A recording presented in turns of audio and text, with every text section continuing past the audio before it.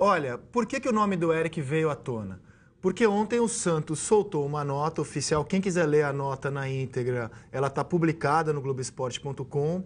Ela é uma nota grande. A gente separou alguns trechos dessa nota. Na verdade, é um ofício que eles encaminharam à CBF, né? Exatamente. Encaminhado ao presidente, CBF, nominalmente encaminhado ao presidente da CBF, Marco Polo Del Nero. Obrigado, Eric. Quem quiser ler na íntegra, pode acessar o Globoesporte.com. E eu separei alguns trechos dessa nota aqui para o Redação. Coloca no ar, diretor, por favor. Então, o Santos fala em fatos repugnáveis que influenciaram diretamente no resultado da partida e principalmente na não classificação do Santos. Mas ele diz o seguinte: estamos diante de um caso em que o árbitro revoga sua marcação por comunicação do quarto árbitro, cuja participação teria sido provocada pelo repórter de campo, o senhor Eric Faria, da Rede Globo de televisão. Mas essa ação, segundo o Santos, foi constatada no vídeo da partida e em fotografias tiradas por outros veículos de mídia. E pede algumas medidas do Santos, em nome da credibilidade do futebol nacional. Pede anulação da partida, proibir que repórteres permaneçam na lateral do campo, punir adequadamente a equipe de arbitragem pelo acerto, aí o acerto é meu, né? E descredenciar o senhor Eric Faria como repórter de campo. Essa é a nota do Santos. Sobre fotos em veículos citados pelo Santos, nenhuma foto apareceu até agora e nada. Sobre vídeos, o Santos publicou um vídeo na sua TV oficial. Não sei se é esse vídeo que o Santos alega ter para fazer esse ofício enviado à CBF. E a gente mostra aqui o vídeo que está publicado pela TV oficial do Santos, já que o próprio clube diz ter essa imagem. Vamos dar uma olhada.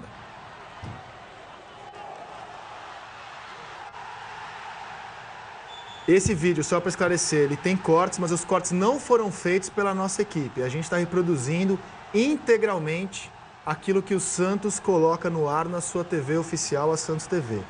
Nesse vídeo, eu nem consigo ver o Eric Faria. Eu vejo só os jogadores em torno do Voaden. Se tiver outro vídeo que o Santos suba, a gente mostra aqui. E para dar até mais elementos, eu quero mostrar como foi a transmissão da TV Globo, da qual o Eric Faria participou. Enquanto eu vou colocar o vídeo na íntegra, subido pelo Santos há pouco. Está aqui o Voaden com o quarto árbitro conversando. No relato do próprio quarto árbitro, a gente vê tudo o que ele relatou aconteceu aí. Tá? E aí o Voaden volta atrás. O vídeo mostra uma coisa de fato, que não houve pênalti. É o que o vídeo mostra. E vamos ver como foi a transmissão da Globo? Vamos dar uma olhada como foi a transmissão da Globo e o momento do pênalti. Bota no ar, diretor. O jogo é corrido, é movimentado. O Lucas Lima, linda bola pro Bruno Henrique. Limpou, caiu, Voaden vai marcar pênalti de Hever em Bruno Henrique. É pênalti pro Santos. Voaden esperou um pouquinho, tive essa sensação. Jogadores do Santos agora querem punição pro Hever. O lance é esse. Para variar, uma bola perfeita do Lucas Lima. E a chegada do Hever para análise do Leonardo da Silva. O Hever tira somente a bola. Olha lá, o desarme é legal, ele tira a bola e depois tem um contato de jogo, até pela velocidade do atacante do Santos. A gente vê que a posição aí é legal, né? Por isso o Voaden demorou tanto. Ele ficou em dúvida. O Voaden chamou o quarto árbitro aqui. O Voaden chamou o quarto árbitro. Eu acho que ele não vai dar o pênalti, não. Vejam só, até para o pessoal que está em casa, nesses jogos da Copa do Brasil, não tem os adicionais atrás do gol. Nessa hora eles fazem falta, porque eles veem a jogada por trás, num ângulo diferente do árbitro central. Ele está falando pessoalmente, ele tem a comunicação, né? O Dr. Tanuri está ali fazendo pressão. E o Voaden, pelo aplauso do Pará, o Voaden vai marcar o escanteio. Deu escanteio. Dizendo que pegou somente na bola, né?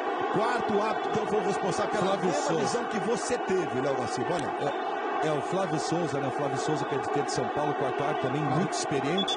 né? E tá aí, ó, tocando somente a bola, mandando, e posteriormente tá aí, tem contato físico, mas provocado pela velocidade do atacante do Santos, que tá vendo em direção à bola. Até ele é que joga um pouco a perna para ter esse contato. Não houve penalidade. Para mim, a decisão da arbitragem é completamente correta.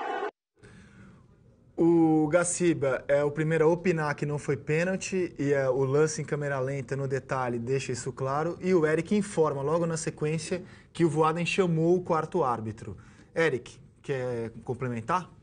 Então, é só dizer que isso tudo é muito chato, né, Rizek? A gente gosta de vir aqui falar de futebol. Eu acho que assim, o futebol está virando uma coisa muito maluca e que não é o que a gente gosta de ver. Eu estou aqui hoje falando sobre uma acusação leviana, falsa, que está me dando um pouco de dor de cabeça em rede social. Eu já recebi um monte de ameaça de morte, que se eu for à Vila Belmiro eu vou sair no camburão do IML, vou tomar paulada, pedrada, enfim. Assim, mais do que o jornalista, tem um cidadão aqui, pai de família, pai de 2 filhos. Ontem, no meio da confusão toda, eu tenho um menino de 10 anos que ele me mandou um WhatsApp. Ele falou, tá tudo bem, pai, nesse rolo todo? Tá vindo para casa bem? Quer dizer, o moleque gosta de futebol, acompanha, tá vendo o que está acontecendo com o pai dele, enfim. E por quê? A troco de quê é isso, né? A gente fala tanto em não violência no futebol e um clube da grandeza do Santos não precisa disso. Não precisa realmente, assim. A história do Santos é linda, é belíssima, está em outras competições, assim, sinceramente, desviar o foco de uma derrota, atribuir a uma acusação sem pé nem cabeça, assim, porque eu sequer me mexo no campo ali. Ali a gente tem uma posição que é determinada. Vamos mostrar, a gente tem a imagem de novo para mostrar. O Eric ele está bem ao lado do quarto árbitro. Coloca no ar. Pode colocar, diretor.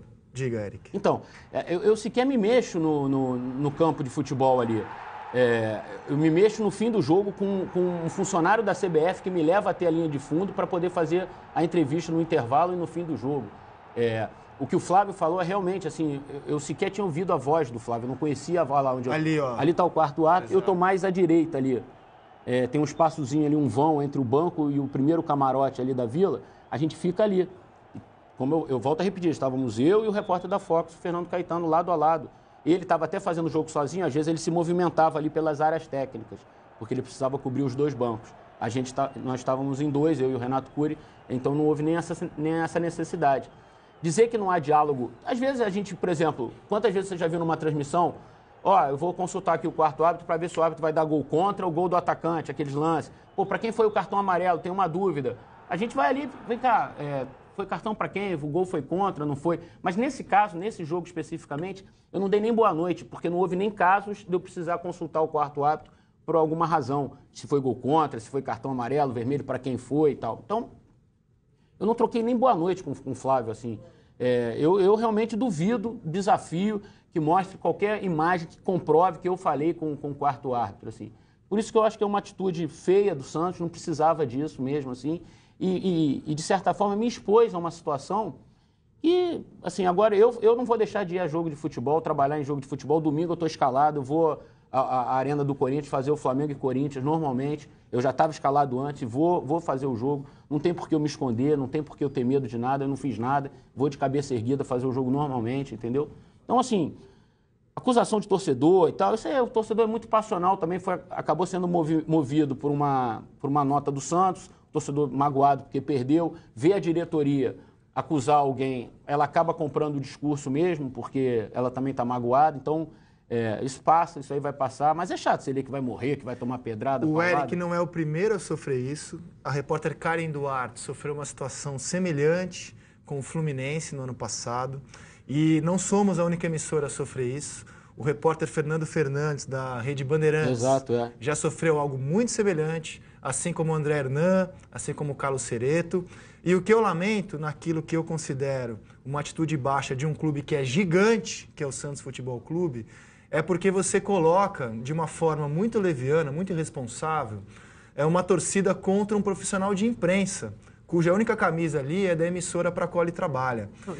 E aí, nesse ambiente de intolerância e de violência no futebol, né, e na sociedade como um todo, eu acho que o Santos podia ter medido um pouco as consequências do que ele fez, porque você coloca em risco, e falo do Santos, falo do Fluminense no ano passado, dos clubes de uma maneira em geral, você coloca em risco a segurança de profissionais que vão ao estádio para trabalhar.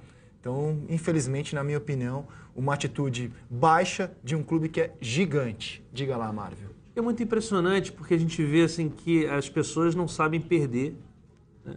Tem que atribuir a um único lance a eliminação de um jogo de 180 minutos.